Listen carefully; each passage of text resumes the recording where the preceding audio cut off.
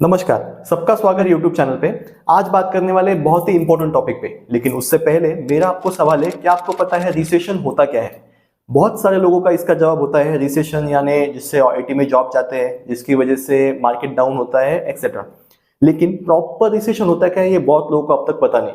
तो इस वीडियो में हम बात करने वाले हैं रिसेशन होता क्या है, रिसेशन की वजह से हमारे आईटी सेक्टर में क्या इफेक्ट हुआ और 2024 में ये रिसेशन बना रहेगा या फिर क्या इफेक्ट पड़ेगा।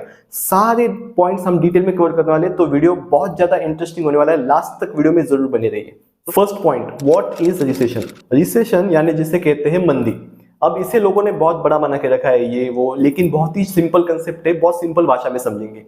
रिसेशन यानी मंदी, इसकी वजह से मेनली ये जो ग्रोथ अप डाउन इकोनॉमी जो भी होता है ये होता है डिमांड एंड सप्लाई के ऊपर। डिमांड एंड सप्लाई क्या होता है, जैसे आप मान लीजिए मार्केट में किसी चीज की डिमांड है और उतने ही बराबर सप्लाई हो रहा है तो मार्केट होता है स्टेबल, इसे कहते हैं स्टेबल सिचुएशन। अगर यही जैसे ही मार्केट में डिमांड कम हो गया और सप्लाई बढ़ गया तब आती है भयानक मंदी। अब आप कहेंगे इतना ही फैक्टर रिसेशन का, नहीं, एक्सटर्नल फैक्टर भी होते हैं जैसे कि pandemic, Ukraine Russia war etcetera. चलिए आपको ले चलता हूं थोड़ा 2-3 साल पीछे, जैसे कि जब कोविड-19 आया था। अब कोविड-19 जब आया था तब बहुत सारे देशों ने ऑफिशियली डिक्लेयर किया था कि हम रिसेशन के अंडर हैं। अब भाई हमारे प्राइम मिनिस्टर साहब ने कहा कि हमें रिसेशन नहीं चाहिए, तो हम मार्केट थोड़ा सा मंदी होने से बचाएंगे, मार्केट में मंदी नहीं चाहिए, तो उन्होंने मार्केट में पैसे फेंके। अभी पैसे फेंके मतलब क्या, तो हर एक सरकार का एक रेपो रेट होता है। रेपो रेट यानी ऐसा रेट जिसके ऊपर भारत सरकार आरबीआई को कर्जा देती है और आरबीआई उस कर्ज के अंदर परसेंटेज लगा के अदर बैंक को कर्जा देती है और अदर बैंक उसमें अपना थोड़ा सा परसेंटेज लगा के लोगों तक वो पैसा पहुंचाते हैं। अब ये पैसा कितना देना है, किस परसेंटेज पे देना है, भारत सरकार मंदी और तेजी के ऊपर डिसाइड करती है। जैसे अब मार्केट में मंदी है तो भारत सरकार पैसा फेंकती है, और मार्केट में अगर तेजी आ गई तो भारत सरकार पैसा निकाल लेती है। सो ये दोनों ही भारत सरकार बहुत ही अपनी टेक्निक से इसको समझते हैं। सो हर एक गवर्नमेंट के पास ये अथॉरिटी होती है कि उनको अपना मार्केट स्टेबल बना के रखना है। जैसे कि मार्केट में अगर बहुत ज्यादा मंदी है तो हर वो सिटिंग सरकार का काम होता है कि मार्केट को देखने के लिए कि तेजी है या मंदी है। तो अब कोविड-19 में जो सिचुएशन आई थी, कोविड-19 के टाइम भारत सरकार ने कहा भाई हमें मंदी नहीं चाहिए, तब मोदी सरकार ने बहुत सारा पैसा उसमें इन्वेस्ट किया था। कि जैसे कि आपने सुना होगा आपके 6 महीने के लोन थे, आपके जो भी लोन ईएमआई थे वो आप सब आगे बढ़ गए, तो इसकी वजह से मार्केट में पैसा डाल दिया। अब मार्केट में पैसा डाल दिया तो अब आईटी कंपनियों में डिमांड बढ़ गया, डिमांड बढ़ गया लेकिन उतना सप्लाई तो है नहीं। सो उन्होंने किया हायरिंग। अब हायरिंग में आपने सुना होगा गूगल ने हायर किए 1.5 लाख एम्प्लॉय, टीसीएस ने हायर किए, विप्रो ने हायर किए, बहुत सारे हायरिंग हुए। अब हायरिंग जबरदस्त हो गई। हायरिंग होने के बाद मार्केट तो भाई तेजी हो गई। अब मार्केट तेजी होने के बाद भारत सरकार को ये समझ में आया कि मार्केट भाई बहुत अप जा रहा है, तो उन्होंने पैसा निकालना चालू कर दिया। अब मार्केट से पैसा निकालना मतलब उन्होंने फिर ईएमआई बढ़ा दिए, पॉइंट परसेंटेज में रेपो रेट बढ़ा दिया। इससे हुआ क्या कि आम आदमी जो, जैसे कि मेरी सैलरी 10,000 है, 10,000 में से मैं 4,000 ईएमआई भरता हूँ, मेरा ईएमआई 500 रुपये बढ़ गया। 500 रुपये ईएमआई बढ़ने से मैं अपने खर्चे कम करता हूँ। अब खर्चे कम हो गए इसका मतलब कि मेरा डिमांड कम हो गया। डिमांड कम हो गया तो मतलब कि सप्लाई एंड डिमांड चेंज में इफेक्ट आ गया। सो इसकी वजह से एक आदमी की वजह से ये बहुत सारे साइकिल को भी इफेक्ट करता है। जैसे कि मैंने अब कम कर दिया, ऐसे बहुत सारे लाखों लोग, बिजनेसमैन जिन्होंने लोन उठाया है, बहुत सारे, जैसे कि बहुत सारी कंपनियों ने लोन उठाया है, सबके लोन बढ़ गए।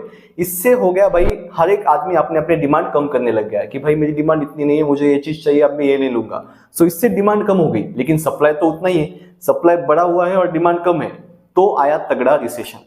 तो अब बात करेंगे ये रिसेशन 2024 में सिचुएशन क्या रहेगी। 2024 में क्या रिसेशन बना रहेगा, आईटी कंपनियों में जॉब आएंगे, आईटी कंपनियों में क्या ये सिचुएशन ऐसी रहेगी या फिर और ज्यादा ग्रोथ या फिर डाउन होगा, तो इसको समझते हैं। अब जैसे 2024 में आने वाला है सेंट्रल गवर्नमेंट का इलेक्शन, तो कोई भी सिटिंग सरकार ये नहीं चाहती है कि भाई उनकी जनता नाराज रहे, उनकी जनता थोड़ा नाखुश रहे, तो इसलिए सरकार हमेशा मार्केट में स्टेबल सिचुएशन बनाने का ट्राई करेगी। तो इसके लिए मार्केट में पैसा तो आने वाला है, ये तो श्योर है।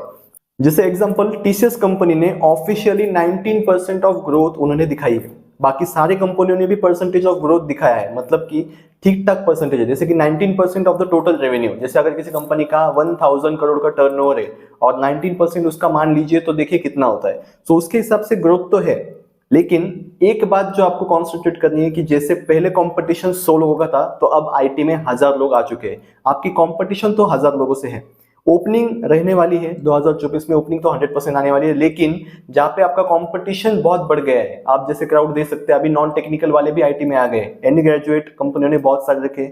इसकी वजह से मार्केट अप तो होता है, लेकिन बहुत स्टूडेंट को लगता है कि ये मार्केट डाउन ही है। मार्केट अप हो रहा है, ये तो श्योर है, लेकिन कंपटीशन बढ़ने की वजह से चांसेस ऑफ सिलेक्शन कम हो रहे हैं। सो इस मार्केट में क्या करना चाहिए स्टेबल रहने के लिए? आपके की स्किल्स के ऊपर आपको अपडेट रहना है हमेशा। जैसे कि कोई भी की स्किल को पकड़िए, जैसे कि मैं फुल स्टैक डेवलपर हूं, तो मुझे फुल स्टैक डेवलपर में और क्या अच्छा कर सकता हूं, उसमें हमेशा बने रहिए। मार्केट में जब भी कोई फ्लो आता है तो बहुत अच्छी तरह आता है। आपके स्किल्स अगर आपको मैच हो गए तो 100% आपका ग्रोथ उसमें अच्छा होता है। सो मेन हमेशा रिसेशन हो या तेजी, मंदी हो या तेजी, आपको उसमें एक ही फोकस करना है कि मैं अपने स्किल्स पे कितना अपडेट कर सकता हूं। आपके स्किल्स जब अपडेटेड होते हैं तो आपको मार्केट में कोई कमी नहीं है, ये हमेशा याद रखिए। 2024 में 100% मार्केट अप होने वाला है, लेकिन ये मान के भी चलिए कि उतना कंपटीशन है, तो आपको मेन फोकस रखना है कि मैं किस स्किल पकड़ के उसको अपडेट कैसे करूं। आपके स्किल्स आपको पता है कितने कॉन्फिडेंट है, उसके ऊपर है कि आप अपडेट करेंगे तो 100% मार्केट में कोई कमी नहीं है। आज के वीडियो में इतना ही। तो आपका मानना क्या है रिसेशन को लेके, ये आप कमेंट कीजिए, और ऐसे interesting and topics and video के लिए चैनल को शेयर एंड सब्सक्राइब जरूर कीजिए। Thank you.